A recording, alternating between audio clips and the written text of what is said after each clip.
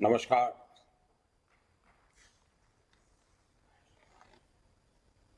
Bharatiya Janata party की राष्ट्रीय पदाधिकारी बैठक में उपस्थित भारतीय जनता पार्टी के सभी साथियों, देश भर से हमारे साथ जुड़े हमारे सभी सहयोगी,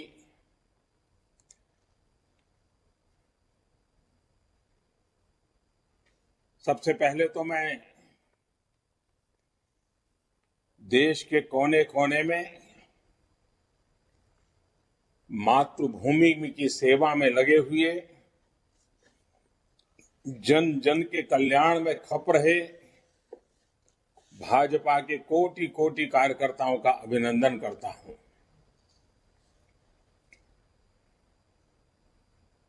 जनसंघ से लेकर के जो हमारी यात्रा शुरू हुई है और आज जो भारतीय जनता पार्टी के रूप में फली फूली इस पार्टी के स्वरूप को, उसके स्वरूप को, उसके विस्तार को देखते हैं तो गर्व तो होता ही है, लेकिन इसके निर्माण में खुद को खपाने वाले पार्टी के सभी मनुष्यों, सभी विभूतियों, उन सबको मैं आज नमन करता हूं। साथियों, हम राजस्थान की धरती पर हैं। मुझे भी आप सबके बीच में रह करके इस कार्यक्रम में शरीक होने का अवसर मिला होता तो मेरे लिए भी वो प्रेरणा का कारण बनता, ऊर्जा का स्रोत मिलता, क्योंकि जब भी मैं कार्यकर्ताओं से मिला हूं, कार्यकर्ता छोटा हो बड़ा हो, बहुत कुछ जानने को मिलता है, बहुत कुछ बातों के अनेक पहलू समझने को मिलते हैं। कार्यकर्ता के द्वारा जो इंफॉर्मेशन आती है वो बहुत सटीक इंफॉर्मेशन आती है और जब मिलते हैं तो खुले मन से काफी कुछ बातें भी होती हैं। तो मेरे मन में तो कसक रह जाएगी कि मैं नहीं पहुंच पाया, लेकिन वर्चुअली आप सबके दर्शन कर रहा हूं, आपसे बात कर रहा हूं।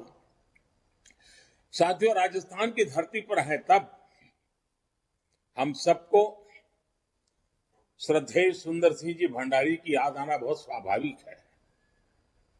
आज ये वर्ष श्रद्धेय सुंदर सिंह भंडारी जी की जन्म शताब्दी का भी वर्ष है। हम सब ऐसे प्रेरणा पुरुष का हृदय से अभिवादन करते हैं, प्रणाम करते हैं। साथियों, राजस्थान की धरती, राजस्थान की बात हो, राजस्थान भारतीय जनता पार्टी की विकास यात्रा की चर्चा हो, तो मैं इस बात को गर्व से कह सकता हूं कि मुझे ऐसे ऐसे दिग्गजों के साथ काम करने का मौका मिला, ऐसे ऐसे दिग्गजों की उंगली पकड़ करके चलने का सौभाग्य मिला और उन सबका स्मरण आना बहुत स्वाभाविक है। स्वर्गीय भैरव सिंह शेखावत की बात हो, आदरणीय जगदीश प्रसाद माथुर जी का स्मरण आना, भानु कुमार शास्त्री जी, हमारे रघुवीर सिंह कौशल जी, हमारे भंवरलाल शर्मा जी, हमारे गंगाराम कोहली जी, अनगिनत नाम, ऐसे सभी वरिष्ठ जनों की उंगली पकड़ करके चलने का मुझे सौभाग्य मिला है। ये सारे वो लोग हैं जिन्होंने पार्टी को दिशा दिखाई, पार्टी के लिए अपना पूरा जीवन खपा दिया। ऐसे ही अनगिनत समर्पित जीवन का हमें स्मरण होना बहुत स्वाभाविक है और इसीलिए जब कमल पुष्प की रचना हुई है, और मैं पार्टी को अभिनंदन करता हूं, आज इस कमल पुष्प पे हमारे बूथ स्तर के कार्यकर्ता पुराने कार्यकर्ताओं के जीवन की जो कथाएं उसमें प्रस्तुत करते हैं अपने आप में प्रेरक है। मैं तो आप सबको कहता हूं, कभी भी मन में आलस आ जाए, पल भर के लिए उस कमल पुष्प को मोबाइल फोन से खोल करके देखिए। ऐसी प्रेरणा की कथाएं हैं, ऐसी प्रेरक जीवन की घटनाएं हैं। हमें मार्गदर्शन के लिए, प्रेरणा के लिए और कुछ करने की जरूरत नहीं है।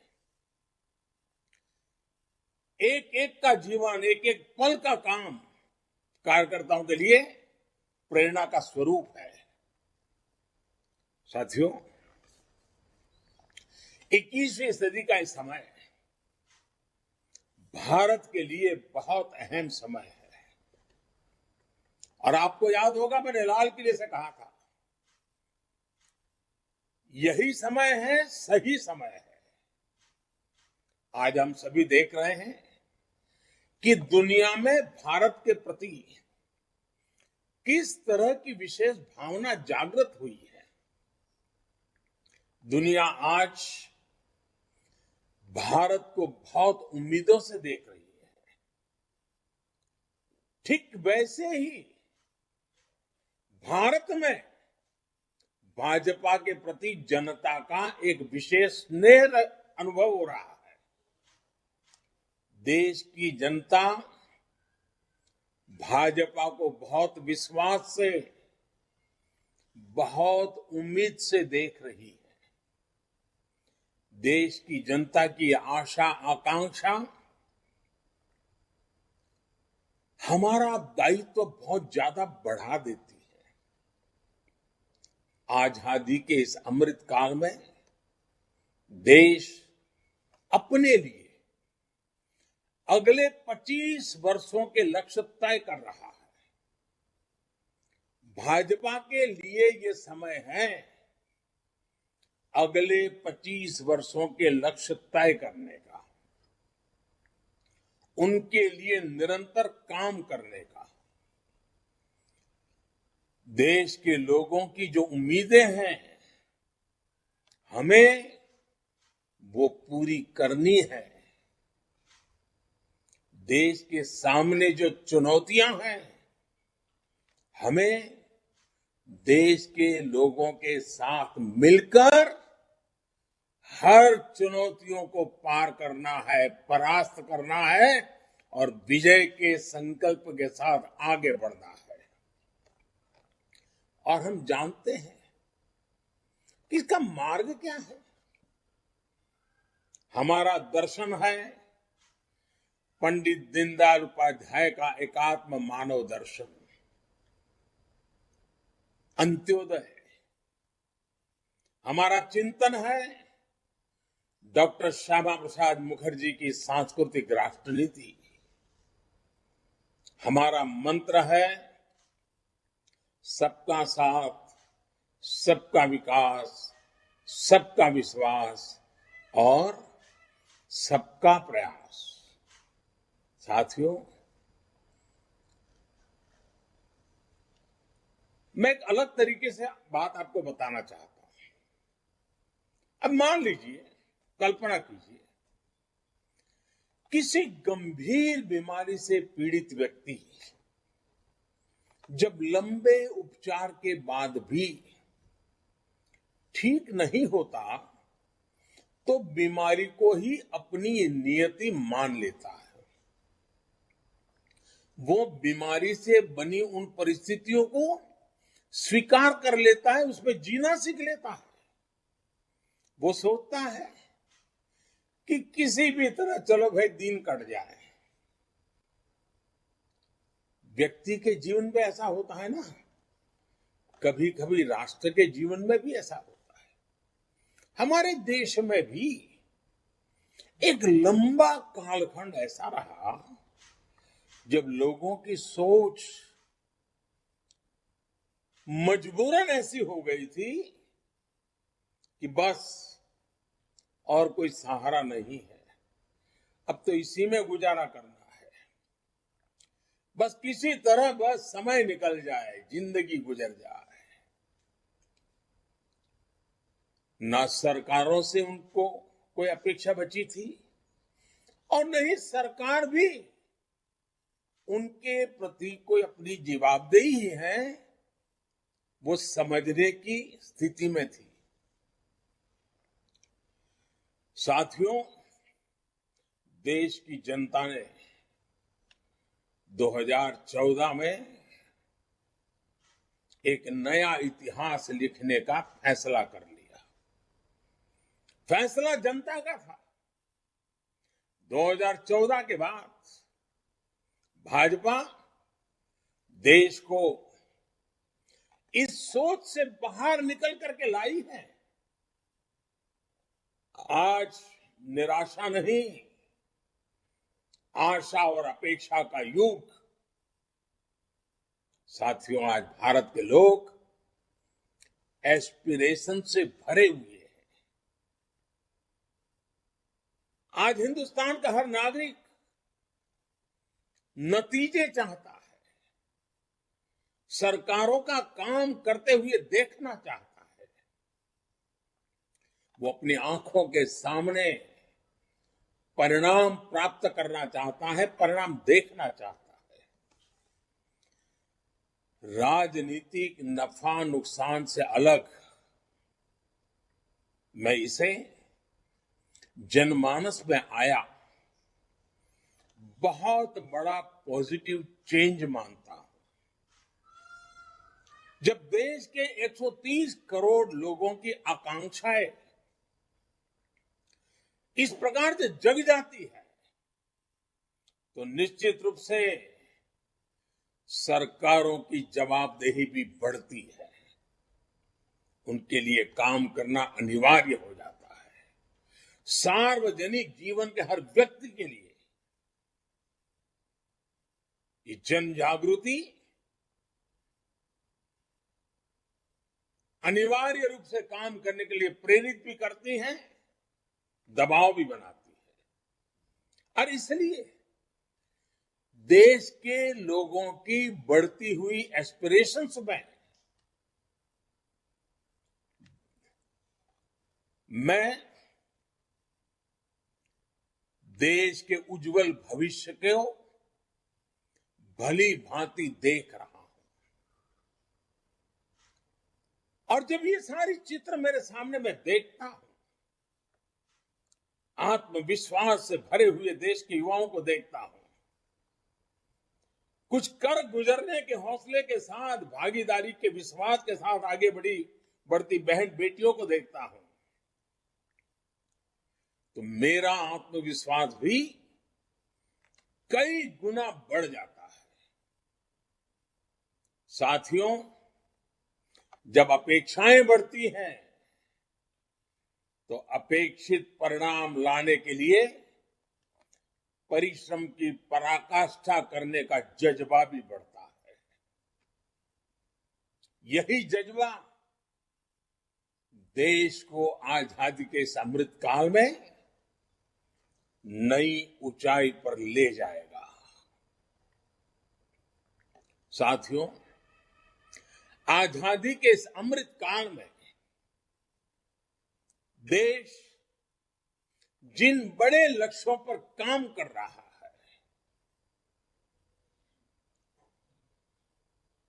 तब हमें कुछ बातें और भी याद रखनी जरूरी है। भाजपा का कार्यकर्ता होने के नाते हमें चैन से बैठने का कोई हक नहीं है, कोई अधिकार नहीं है। यूं तो दुनिया कहेगी और सच्चाई भी है कि आज देश के 18 राज्यों में भाजपा की सरकार है, 1300 से अधिक विधायक हो, 400 से अधिक सांसद हो, राज्यसभा में भी वर्षों के बाद कोई दल 100 के आंकड़े को छूने जा रहा है, वो नसीब भी भाजपा को मिला है। यानी ये सारी सफलताओं को जब सामने देखते हैं तो स्वाभाविक मन करेगा यार बहुत हो गया। लेकिन साथियों, हमें सत्ता भोग ही करना होता तो भारत जैसे विशाल देश में कोई भी सोच सकता है कि अरे भाई इतना सारा मिल गया, इतना सारा प्राप्त कर लिया, अरे अब तो बैठो आराम करो, चलो यार। जी नहीं, वो रास्ता हमारे लिए नहीं है, वो रास्ता हमें मंजूर नहीं है। और जिन्होंने हमारे देश के लिए, हमारी पार्टी के लिए जीवन खपाया है, उन्होंने हमें आराम करने की इजाजत नहीं दी है। और इसलिए आराम तो नहीं करना है। साथियों, इतना सब विजय पताका के फहर रही है तो भी आज भी हम अधीर हैं, आज भी हम बेचैन हैं, आज भी हम आतुर हैं, क्योंकि हमारा मूल लक्ष्य भारत को उस ऊंचाई पर पहुंचाना है जिसका सपना देश की आजादी के लिए मर मिटने वालों ने देखा था। जिन सपनों को लेकर के देश के वीर फांसी के फंदे को गले में लगा करके मातृभूमि के लिए आहूत हो गए थे, हमें अपने स्वतंत्रता सेनानियों का ऋण कभी चुका नहीं सकते दोस्तों, लेकिन दिन रात मेहनत कर सकते हैं, खुद को देश के लिए खपा सकते हैं। और मुझे खुशी है कि भाजपा का प्रत्येक कार्यकर्ता आज इन भावनाओं से प्रेरित होकर के नित्य नूतन प्राण शक्ति लेकर के अविरत, न थके न झुके काम कर रहा है। जिस पार्टी के पास कर्तव्य पथ पर चलते हुए ऐसे कोटि कोटि कार्यकर्ता हो, तो कौन होगा जिसको गर्व नहीं होगा। मुझे आप सबके लिए गर्व है दोस्तों। साथियों, इस महीने केंद्र की भाजपा सरकार के, एनडीए सरकार के 8 वर्ष पूरे हो रहे हैं। ये 8 वर्ष संकल्प के रहे हैं, सिद्धियों के रहे हैं। ये 8 वर्ष सेवा, सुशासन और गरीब कल्याण को समर्पित रहे हैं। ये 8 वर्ष देश के छोटे किसानों, देश के श्रमिकों, देश के मध्यम वर्ग की अपेक्षाओं को पूरा करने वाले रहे हैं। ये 8 वर्ष देश के संतुलित विकास, सामाजिक न्याय और सामाजिक सुरक्षा के लिए भी रहे हैं। और ये 8 वर्ष देश की माताओं, बहनों, बेटियों के सशक्तिकरण, उनकी गरिमा बढ़ाने के प्रयासों के नाम रहे हैं। साथियों, सरकार पर, सरकार की व्यवस्थाओं पर, सरकार के डिलीवरी मैकेनिज्म पर किसी समय देश का जो भरोसा उठ गया था, 2014 के बाद जनता जनार्दन के आशीर्वाद से भाजपा सरकार उसे वापस लेकर आई है। आज गरीब से गरीब भी ये नहीं सोचता कि ये सरकारी योजना तो सिर्फ सिफारिश वालों के लिए है, जान पहचान वालों के लिए है, जो रुपये पैसे खर्च कर सकता है उनके लिए है। आज वो अपने आसपास लोगों को योजनाओं का लाभ मिलते देख रहा है। वो आज बहुत विश्वास से कहता है कि एक ना एक दिन मुझे भी इस योजना का लाभ अवश्य मिलेगा, और ये बात वो विश्वास से कहता है।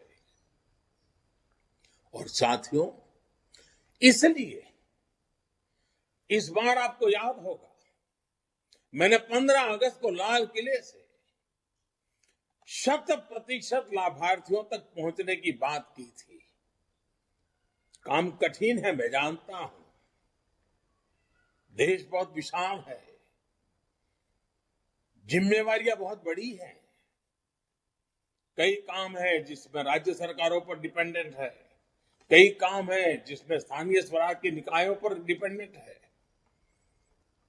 भांति भांति के प्रभाव भी हैं। उसके बावजूद भी साथियों, जब ये ठान लेंगे कि हमें हर लाभार्थी तक पहुंचना है, एक भी व्यक्ति के छूटने की गुंजाइश को समाप्त कर देना है, तो तय लक्ष्य तक जरूर पहुंचेंगे। और इसके लिए मैं लगातार एक बात सरकारी अधिकारियों से, अन्य राज्य सरकारों से करता रहता हूं, सैचुरेशन की बात करता हूं। सैचुरेशन का ये सिर्फ पूर्णता का एक आंकड़ा भर नहीं है, लेकिन जब हम सैचुरेशन की बात करते हैं, सैचुरेशन पर बल देते हैं, तो ये भेदभाव, भाई भतीजावाद, तुष्टीकरण, भ्रष्टाचार के चंगुल से देश को बाहर निकालने का माध्यम है। भारत के सामान्य नागरिक को सरकारी दफ्तरों के चक्कर से मुक्ति दिलाने का जो अभियान बीते 8 साल से देश में चल रहा है, सैचुरेशन का अभियान उसको और सशक्त करेगा। और इसलिए आज राष्ट्रीय पदाधिकारियों की इस बैठक में हम सभी को इस संकल्प के साथ आगे बढ़ना है कि हम जिस भी क्षेत्र में होंगे, जो भी हमारा कार्य क्षेत्र होगा, वहां कोई भी गरीब, कोई भी हकदार नागरिक योजनाओं के लाभ से वंचित नहीं रहेगा। इसके लिए भाजपा को नए जागरूकता अभियान शुरू करने चाहिए। चुनाव के समय जैसे हम हर बूथ तक जाते हैं, हर परिवार में पहुंचते हैं, उसी स्पिरिट से घर घर जाना है, एक एक नागरिक तक जाना है। हर घर भाजपा, हर गरीब का कल्याण, हमें इसी भावना के साथ लगातार काम करना होगा। आप में से बहुत सारे लोग जानते होंगे, और खास करके जब राजस्थान में आप बैठे हैं तो शायद वहां भी कोई ये कहावत जरूर आपके कान पर पड़ेगी। राजस्थान में अक्सर एक कहावत कही जाती है, अम्बर को तारो हाथ से कोनी टूटे, यानी आसमान का तारा हाथ से नहीं टूटता है। साथियों, ये कहावत अपनी जगह पर सही है, और इसलिए हमें ये भूलना नहीं है कि हमारा लक्ष्य आसमान जितना ऊंचा है, इतनी आसानी से नहीं मिलेगा, लेकिन मेहनत करेंगे तो उसे प्राप्त जरूर करेंगे। साथियों, जिस एक और विषय पर हमें निरंतर कार्य करते रहना है, वो है देश में विकासवाद की राजनीति की चौतरफा, चहुं दिशा में स्थापना होनी चाहिए। कोई भी दल हो, उसको भी विकासवाद की राजनीति पर आने के लिए मजबूर करना। साथियों, हम बड़े गर्व से कह सकते हैं कि ये भारतीय जनता पार्टी है जिसने विकासवाद की राजनीति को देश की राजनीति की मुख्य धारा बना दिया है। आज कोई भी चुनाव हो, विकास में विश्वास करने वाले लोग हो या न हो, समाज को तोड़ने की राजनीति करने वाले लोग हो तो भी, शॉर्टकट ढूंढ करके सत्ता पाने के नुस्खे आजमाने वाले लोग हो तो भी, चाहते हो या न चाहते हो, लेकिन चुनाव में हर किसी को विकास के नाम पर बात करनी ही पड़ती है। चुनाव के मैदान में विकास की चर्चा करनी ही पड़ती है। और गर्व है भारतीय जनता पार्टी कि हमने राजनीति को इसकी विकासवाद की धारा के साथ प्रमुख रूप से बल दिया है। लेकिन साथियों, हमें ये भी देख रहे हैं कि जो लोग विकासवाद की राजनीति से बच नहीं सकते, मजबूरन विकासवाद में आना ही पड़ रहा है, तो उन्होंने राजनीति में विकासवाद को भी विकृति के दिशा में धकेल दिया है। ये राजनीतिक दल तत्कालीन लाभ के लिए, फायदे के लिए, देश के उज्जवल भविष्य के साथ, राज्य के उज्जवल भविष्य के साथ, देश की युवा पीढ़ी के भविष्य के साथ खिलवाड़ करते हैं, उसे खोखला करने का भी काम कर रहे हैं। ये राजनीतिक दल अपने स्वार्थ के लिए समाज में जो छोटी मोटी तनाव होते हैं, कुछ कमजोरियां होती हैं, कुछ परसेप्शन होते हैं, उसे ढूंढ करके उसमें जहर डालने का काम करते रहते हैं। उस कमजोरियों पर ही खेलते रहते हैं। कभी जाति के नाम पर, कभी क्षेत्रवाद के नाम पर लोगों को भड़का रहे हैं। साथियों, एक भारत श्रेष्ठ भारत का सपना लेकर के चल रही भारतीय जनता पार्टी के लिए यह भी अनिवार्य है कि देश के लोगों को लगातार हमें सावधान करते रहना होगा, इस प्रकार के लोगों से सचेत करना होगा, इस प्रकार के दलों से सचेत करना होगा। साथियों, हमें एक और बात हमेशा याद रखनी है। हम सबको याद है, जनसंघ के जमाने में जब हम कहीं हाशिए पर पड़े थे, कोई हमें जानता भी नहीं था, न उस नगर में जानता था, न उस राज्य में जानता था, न उस जिले में जानता था।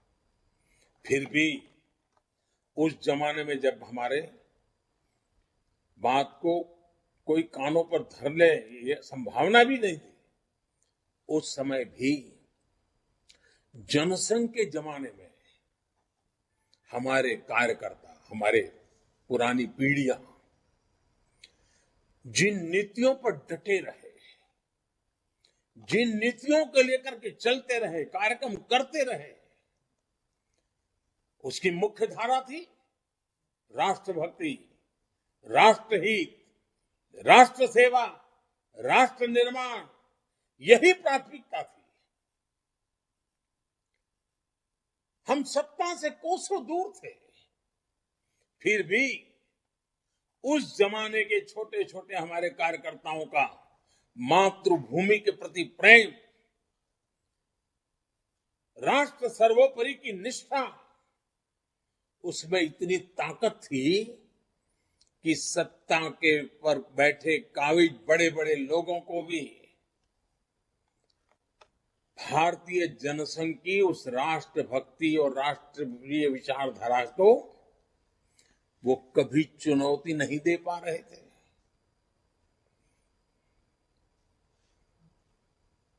जाने अनजाने में भी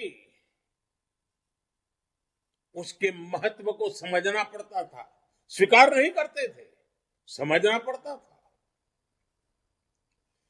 और आज भाजपा की नीतियां उसी राष्ट्रभक्ति से प्रेरित होकर विकास पर केंद्रित हुई है, विश्वास पर केंद्रित है। इसलिए साथियों, हमें कभी कोई शॉर्टकट नहीं लेना है। हमें देश हित से जुड़े जो भी बुनियादी विषय हैं, जो कोर इश्यूज हैं, उन्हीं पर आगे बढ़ना है।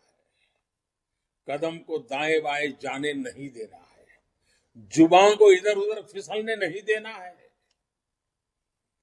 और ये कोर इश्यूज क्या है? गरीब का कल्याण, गरीब का जीवन आसान बनाने के लिए, गरीब को सशक्त करने के लिए हमें लगातार काम करना है। हमें कभी भी भटकना नहीं है। और मैं आपको सतर्क भी करूंगा, आपसे आग्रह भी करूंगा कि आपको विकास से जुड़े मुख्य मुद्दों से भटकाने की लाख कोशिशें होंगी, लेकिन आपको देश के विकास से जुड़े विषयों पर ही टिके रहना है। हम देखते ही हैं कि आजकल किस तरह कुछ पार्टियों का इकोसिस्टम पूरी शक्ति से देश को मुख्य मुद्दों से भटकाने में लगा हुआ है। हमें कभी ऐसी पार्टियों के जाल में नहीं फंसना है। मैं जानता हूं कि आप अपने संवादों में, बातचीत में, संबोधनों में, पत्रकार वार्ता में, अगर आप कहते हैं कि हमारी सरकार ने 2014 के बाद गरीबों के लिए 3 करोड़ घर बनाए हैं, ठीक है, वो खबर कोई फ्रंट पेज पर नहीं छापेगा, टीवी के पर्दे पर नहीं दिखाई देगी। अगर आप कहेंगे कि 50 करोड़ से ज्यादा लोगों को 5 लाख रुपए तक का मुफ्त इलाज की व्यवस्था हमने की है, हो सकता है कोई उसको कान पे न धरे। 8,000 से ज्यादा जन औषधि केंद्रों की बात अगर हम करें तो हो सकता है टीवी में, मीडिया में, अखबार में सुर्खियों में नजर न भी आए।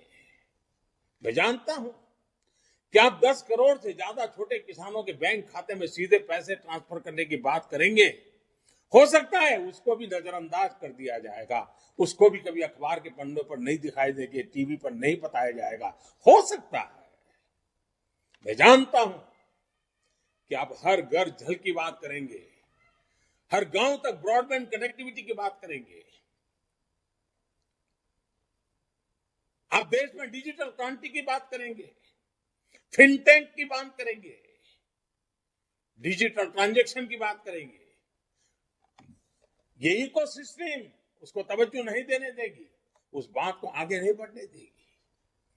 आप प्रधानमंत्री म्यूजियम बनाएंगे, डेमोक्रेसी के ट्रू स्पिरिट को हिंदुस्तान के आजादी के अमृत महोत्सव में लाकर के खड़ा कर देंगे, तो आंखें मूंद ली जाएगी, चुपकी रख ली जाएगी। होगा,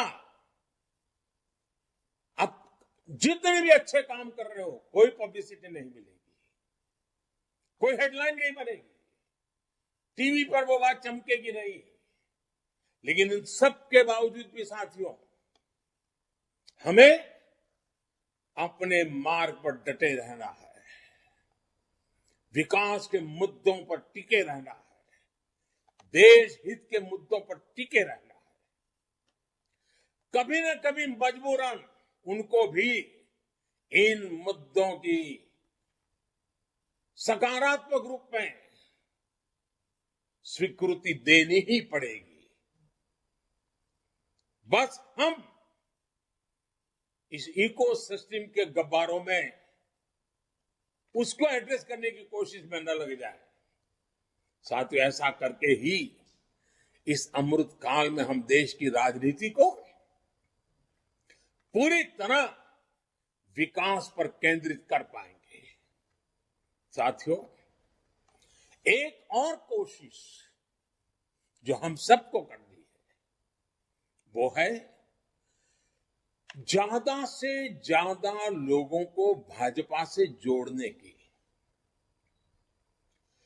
करोड़ों की सदस्य संख्या हमारा गर्व बढ़ाती है, लेकिन हमें फिर भी रुकना नहीं है। हर क्षेत्र के लोग, हर समाज के लोग, हर कोई भाजपा को अपना माने, अपने सपनों का प्रतिबिंब भाजपा में देखें, अपने संकल्पों का सामर्थ्य भाजपा में देखें। भारतीय जनता पार्टी ऐसा वटवृक्ष हो, ऐसा गुलदस्ता हो कि समाज के हर व्यक्ति को उसमें अपने सपने नजर आते हो।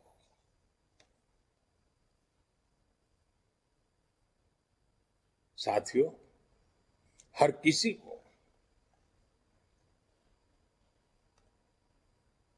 जागरूकता पूर्वक सिर्फ सदस्य ही नहीं बनाने हैं, बल्कि राष्ट्र नीति के पथ पर चलने वाले कर्मठ युवा कार्यकर्ताओं को मंच देना है, अवसर देना है, जिसका राजनीति से कोई लेना देना नहीं रहा होगा। ऐसे परिवारों को भी अवसर देना है। अगर मैं आज के युवाओं की भाषा में कहूं तो जो भारत के समृद्ध भविष्य के कोड लिखने के लिए लालायित है, ऐसे हर युवा को, हर बेटे बेटी को हमें भाजपा के साथ जोड़ना है। हमें ये याद रखना है कि परिवारवाद की राजनीति में, उस राजनीति से विश्वासघात खाने वाले देश के युवाओं का विश्वास सिर्फ और सिर्फ भाजपा ही लौटा सकती है। साथियों, हम सभी जानते हैं कि आजादी के बाद से ही वंशवाद और परिवारवाद ने देश का कितना भयंकर नुकसान किया है। परिवारवादी पार्टियों ने देश में भ्रष्टाचार को, धांधली को, भाई भतीजावाद को, इसी को आधार बना करके देश का बहुत मूल्यवान समय बर्बाद किया है। ये परिवारवादी पार्टियां आज भी देश को पीछे ले जाने पर तुली हुई है। उनका सार्वजनिक जीवन परिवार से शुरू होता है, परिवार के लिए चलता है, परिवार की खातिर ही करता है। भाजपा को इन परिवारवादी पार्टियों से निरंतर मुकाबला करना है। लोकतंत्र के लिए यह सबसे घातक परंपरा है। अगर लोकतंत्र बचाना है, लोकतंत्र को सामर्थ्यवान बनाना है, लोकतंत्र को मूल्यनिष्ठ बनाना है, तो हमें ये वंशवाद, परिवारवाद की राजनीति के खिलाफ अविरत संघर्ष करना ही है। दोस्तों, इस अमृत काल में हमारा यह भी संकल्प होना चाहिए कि देश को लोकतांत्रिक मूल्यों से जरा भी हटने नहीं देंगे, लोकतंत्र की रक्षा करेंगे और वंशवादी परिवारवादी इन शक्तियों को देश की जनता नकार दें, देश की जनता का हम विश्वास जीतेंगे। और साथियों, अपने इस प्रयासों में हमें भारतीय जनता पार्टी में लोकतांत्रिक मूल्यों की जो मावजत की है, वो परंपरा है, जो मजबूत नींव है, उसको निरंतर मजबूत करते ही रहना है। साथियों, अटल जी की एक प्रसिद्ध कविता की पंक्तियां हैं।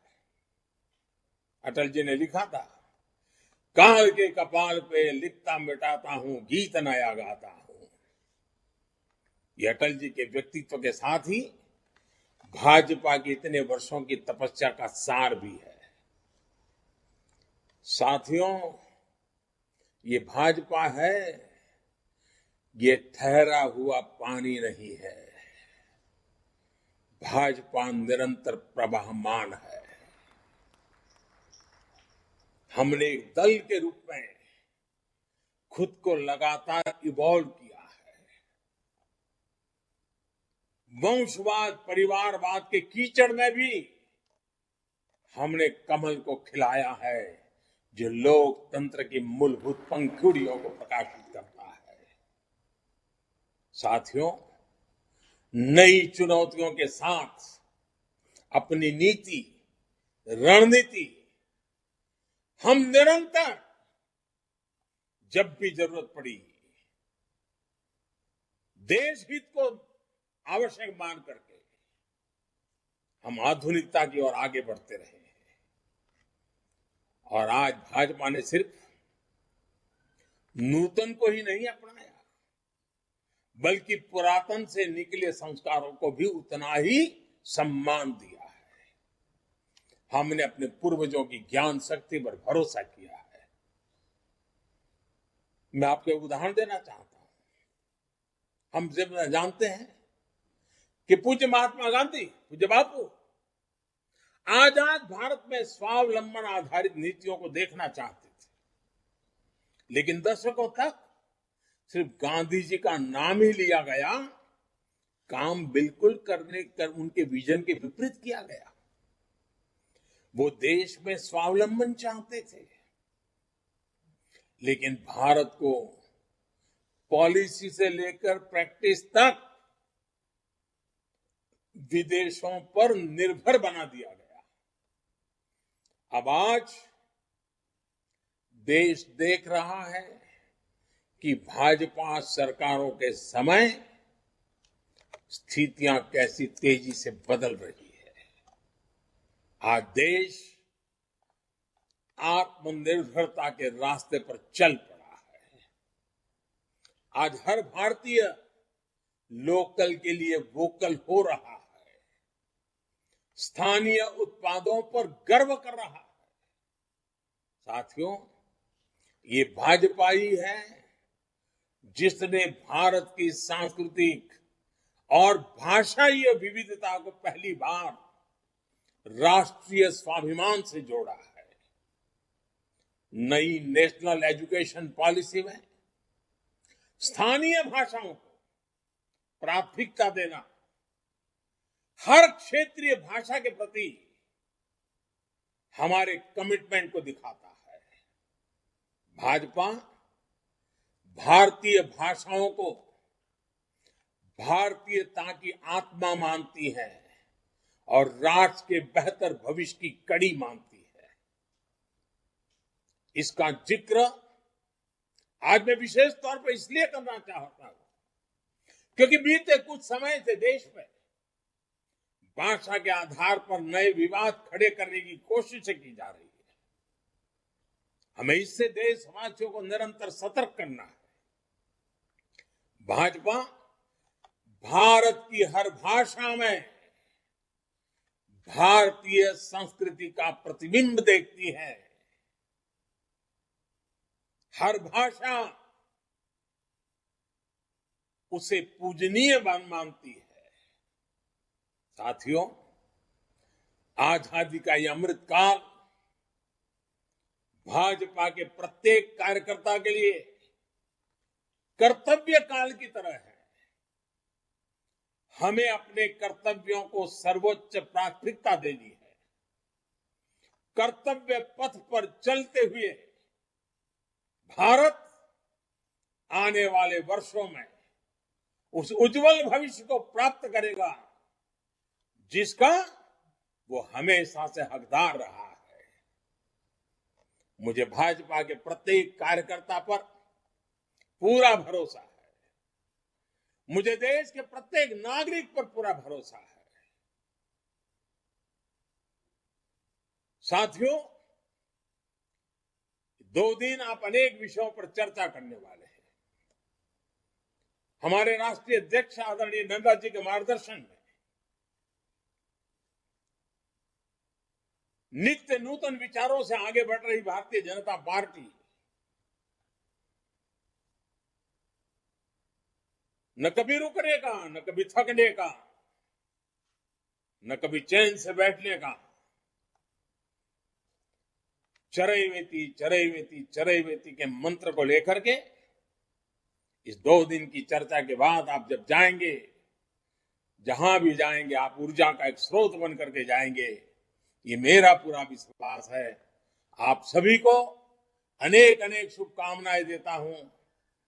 और मैं आज रूबरू नहीं आ पाया, आपके बीच नहीं बैठ पाया, उसकी कसक मन में रखते हुए भी आप जो भी निर्णय करेंगे, जो भी योजना बनाएंगे, मैं भी एक कार्यकर्ता हूं। एक कार्यकर्ता के नाते आप वहां जो भी निर्णय करेंगे, मैं अपने सर आंखों पर चढ़ा करके मैं भी एक कार्यकर्ता के रूप में उन सब कामों में पूरी ताकत से जुड़ता रहूंगा। ये विश्वास देते हुए फिर एक बार अनेक शुभकामनाएं देते हुए मेरी वाणी को विराम देता हूं। बहुत बहुत धन्यवाद।